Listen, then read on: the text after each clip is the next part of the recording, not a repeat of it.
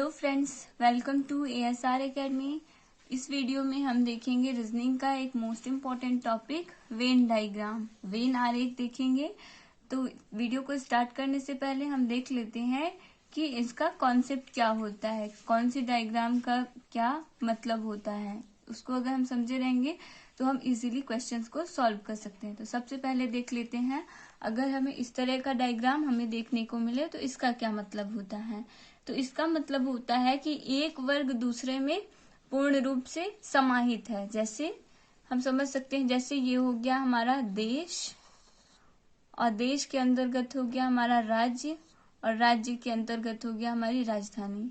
तो इसमें देखिए, देश के अंदर आ रहा है राज्य और राज्य के अंदर आ रहा है राजधानी, उसका कैपिटल। मतलब एक दूसरे में जब पूरी तरह से समाहित हो, जैसे आम हो गया और फल हो गया, तो हम फल कह सकते हैं, आम को फल भी कह सकते हैं। इसका मतलब फल के अंतर्गत ही क्या आ गया, आम भी आ गया। तो हम इस तरह से उसको रिप्रेजेंट कर सकते हैं। ये फल हो गया और फल के अंतर्गत हो गया आम। इसी तरह से देख लेते हैं दूसरा डायग्राम। इस तरह का डायग्राम हमें देखने को मिले तो इसका क्या कॉन्सेप्ट होता है। तो इसमें यह दिखाया जाता है कि कोई भी वस्तु या कोई भी वर्ग जो हमें दिया गया है क्वेश्चन में, उनमें पूरी तरह से कोई समानता नहीं है, लेकिन कुछ अंश तक दोनों में समानता है। जैसा हम देख सकते हैं, यहाँ पे ये वाला सर्कल भी यहाँ पे हमें देखने को मिल रहा है और ये वाला सर्कल भी हमें यहाँ पर देखने को मिल रहा है। तो ये जो पार्ट हमें देखने को मिल रहा है, ये दर्शाता है कि दोनों में कुछ अंश तक समानता है। नेक्स्ट देख लेते हैं डायग्राम। ये डायग्राम एकदम अलग को दर्शाता है। मतलब अगर इस तरह का डायग्राम हमें देखने को मिले तो इसका मतलब होता है कि दोनों वर्ग में किसी भी तरह की कोई समानता नहीं है, कोई भी सदस्य समान नहीं है। यह आरेख असमानता को ही दर्शाता है। आइए कुछ क्वेश्चंस देख लेते हैं, फिर समझते हैं कि हम किस तरह से सॉल्व कर सकते हैं इस तरह के क्वेश्चन को। जैसे पहला क्वेश्चन है खिड़की, मकान, कमरा।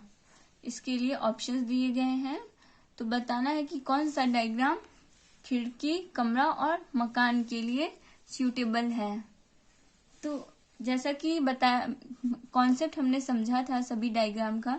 तो इसका मतलब होता है कि तीनों में कुछ अंश तक समानता है। इसका मतलब है दोनों डायग्राम में कुछ अंश तक समानता है। और यहाँ पे इसका मतलब है कि दोनों किसी समान वस्तु के अंतर्गत आते हैं, लेकिन दोनों फिर भी एक दूसरे से भिन्न हैं। और तीसरा, पहला ऑप्शन ए का हमें डायग्राम बताता है कि सभी एक दूसरे में समाहित हैं। तो इसका राइट आंसर हो जाएगा ऑप्शन ए। आइए समझते हैं कैसे। देखिए, इस तरह से घर हो गया, घर के अंदर होता है मकान, और मकान ये हो गया, और मकान के अंदर होता है कमरा, और कमरे के अंदर होती है खिड़की। तो ये सब एक दूसरे में समाहित है, इस वजह से हमारा ये आंसर सही हो जाएगा। नेक्स्ट क्वेश्चन देखते हैं। इसमें हमें बताना है सूर्य, चंद्रमा और तारे, इनके लिए कौन सा डायग्राम सूटेबल होगा।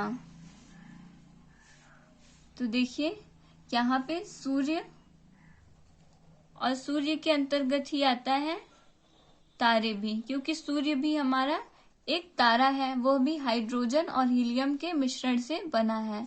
लेकिन चंद्रमा इन दोनों से बिल्कुल डिफरेंट है, कंप्लीटली डिफरेंट है, क्योंकि चंद्रमा क्या है, उपग्रह है, ये पृथ्वी का चक्कर लगाता है। तो ये हो जाएगा हमारा राइट आंसर। हमें देखना होता है कि दोनों में क्या सिमिलैरिटी है, क्या ये दोनों एक दूसरे से पूरी तरह से समान है, या फिर कुछ अंश तक समानता है, और या फिर हम बिल्कुल भी कोई समानता नहीं है। नेक्स्ट क्वेश्चन देख लेते हैं, और ऑप्शंस ये हैं। देखिए, जीव, आदमी, पौधे, हमें इनके अकॉर्डिंग बताना है कि कौन सा ऑप्शन सही होगा। तो देखिए, इसे किस तरह से सॉल्व कर सकते हैं।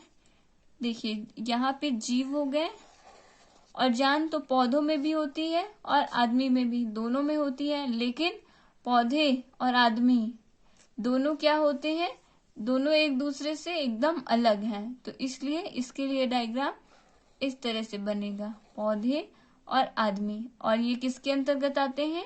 जीव के अंतर्गत आते हैं, क्योंकि इनमें भी जान होती है। तो इसका राइट आंसर हो जाएगा ए ऑप्शन। अब देखिए दूसरा, मरकरी, मंगल और ग्रह।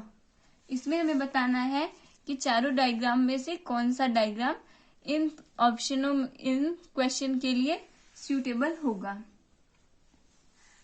तो देखिए, अगर इसे हम सॉल्व करें तो इस तरह से देखिए, ग्रह के अंतर्गत ही आते हैं मरकरी भी और मंगल, दोनों ग्रह आते हैं, लेकिन दोनों अलग अलग ग्रह हैं। मंगल ग्रह के अंतर्गत ना ही मरकरी आता है और ना ही मरकरी के अंतर्गत मंगल आता है। हम मंगल ग्रह को मरकरी नहीं कह सकते और ना ही मरकरी को हम मंगल कह सकते हैं, इसलिए ये दोनों अलग अलग हैं। इन लोगों को अगर हमें कहना हो संयुक्त रूप से तो हम ग्रह कह सकते हैं, लेकिन इन दोनों का वजूद अलग अलग है, इसलिए इसका सही आंसर हो जाएगा ऑप्शन ए। नेक्स्ट देख लेते हैं। नेक्स्ट क्वेश्चन है, याक, जेब्रा, भालू, इनके लिए कौन सा डायग्राम सूटेबल होगा, इनका कौन सा राइट आंसर होगा। तो देखिए, इसे किस तरह से हम सॉल्व कर सकते हैं।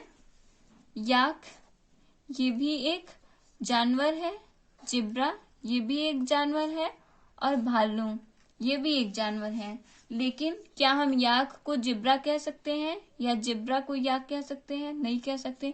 इसी तरह से भालू को भी हम जेब्रा नहीं कह सकते और ना ही याक कह सकते हैं। इसका मतलब इसमें हमें तीनों में कोई समानता देखने को नहीं मिल रही है। जब हमें कोई समानता देखने को न मिले तो उसके लिए इस तरह का डायग्राम होता है। तो इसका राइट आंसर हो जाएगा ऑप्शन बी, क्योंकि याक को जेब्रा हम नहीं कह सकते और जेब्रा को हम भालू नहीं कह सकते, तीनों का अपना अलग अलग वजूद है। नेक्स्ट देख लेते हैं, बीमारियां, स्कर्वी, चेचक। इसमें हमें बताना है कि इसके लिए कौन सा डायग्राम सही होगा। आइए समझते हैं इस तरह के क्वेश्चन को हम किस तरह से सॉल्व कर सकते हैं। देखिए, बीमारियां तो स्कर्वी और चेचक ये दोनों ही बीमारियां हैं, लेकिन दोनों बीमारियां एक दूसरे से कंप्लीटली डिफरेंट हैं, एक दूसरे से भिन्न हैं, लेकिन आती हैं ये दोनों ही बीमारियां के अंतर्गत ही। मतलब हम स्कर्वी को भी बीमारी कह सकते हैं और चेचक को भी बीमारी कह सकते हैं। तो इसलिए ये हो गया हमारा बीमारी, और बीमारी के अंतर्गत ही आ गया स्कर्वी और चेचक, लेकिन ये दोनों कंप्लीटली एक दूसरे से डिफरेंट है, इसलिए ये एक दूसरे में समाहित नहीं है, लेकिन बीमारी के अंतर्गत ये आते हैं। तो इसका भी राइट आंसर हो जाएगा ऑप्शन ए, राइट आंसर हो जाएगा। नेक्स्ट क्वेश्चन देख लेते हैं। नेक्स्ट क्वेश्चन है, भारत, उत्तर प्रदेश, लखनऊ, इसके लिए कौन सा डायग्राम सूटेबल होगा। ऑप्शन दिए गए हैं। तो देखिए, इस तरह के क्वेश्चन को किस तरह से हम सॉल्व कर सकते हैं। देखिए, जैसा कि हमने देखा कि ये एक दूसरे में समाहित हमें दिख रहे हैं। जैसे भारत हो गया, भारत के अंतर्गत क्या हो गया, उत्तर प्रदेश हो गया। उत्तर प्रदेश एक राज्य है और उत्तर प्रदेश के अंतर्गत क्या हो गया, उत्तर प्रदेश की राजधानी लखनऊ। तो इसका राइट आंसर हो जाएगा हमारा ए ऑप्शन। नेक्स्ट क्वेश्चन देख लेते हैं, तांबा, कागज, तार, इसके लिए कौन सा ऑप्शन सूटेबल होगा। तो हमें यहाँ पे सिमिलैरिटी, कागज तो एकदम इन दोनों से डिफरेंट है, लेकिन तार क्या होता है, तार कुछ तार होते हैं लोहे के भी होते हैं, लेकिन कुछ तार ऐसे होते हैं जो तांबे के तार होते हैं। तो इसके लिए तो ये डायग्राम बन गया तांबा और तार के लिए। और कागज, कागज में तो हमें कोई समानता देखने को नहीं मिलती, तो कागज को हम अलग रखेंगे, ये इन दोनों से भिन्न है, असमान है, तो ये अलग हो गया। तो इसका राइट आंसर हो जाएगा ऑप्शन डी, क्योंकि तांबा और तार में हमें कुछ अंश तक समानता देखने को मिल रहा है, लेकिन कागज, कागज को ना ही हम तांबा कह सकते हैं और ना ही हम तार कह सकते हैं, तो कागज एकदम अलग हो गया। बस बेसिकली हमें इसके कॉन्सेप्ट को समझना होता है कि कौन सा डायग्राम क्या रिप्रेजेंट करता है। और दूसरा टाइप है, इस तरह के क्वेश्चन एग्जाम में पूछे जाते हैं, तो इस तरह के क्वेश्चंस को हम किस तरह से सॉल्व कर सकते हैं। सबसे पहले देख लेते हैं कि इंस्ट्रक्शंस क्या दिए गए हैं, कि कौन से शेप को क्या दिखाया गया है। जैसे देखिए, त्रिकोण स्कूल के अध्यापकों को निरूपित करता है। दैट मीन्स ट्रायंगल क्या करेगा, टीचर्स को, स्कूल के टीचर्स को रिप्रेजेंट कर रहा है। वर्ग विवाहित व्यक्तियों को निरूपित करता है, और स्क्वायर क्या कर रहा है, विवाहित व्यक्तियों को रिप्रेजेंट कर रहा है। वृत्त संयुक्त परिवार में रहने वाले व्यक्तियों को निरूपित करता है। इस तरह का अगर हमें क्वेश्चन देखने को मिले तो सबसे पहले हमें लिख लेना चाहिए कि कौन सा शेप किसको रिप्रेजेंट कर रहा है। जैसे यहाँ पर बताया गया है त्रिकोण, ट्रायंगल क्या कर रहा है, स्कूल के अध्यापकों को रिप्रेजेंट कर रहा है। और वर्ग क्या कर रहा है, विवाहित व्यक्तियों को निरूपित कर रहा है।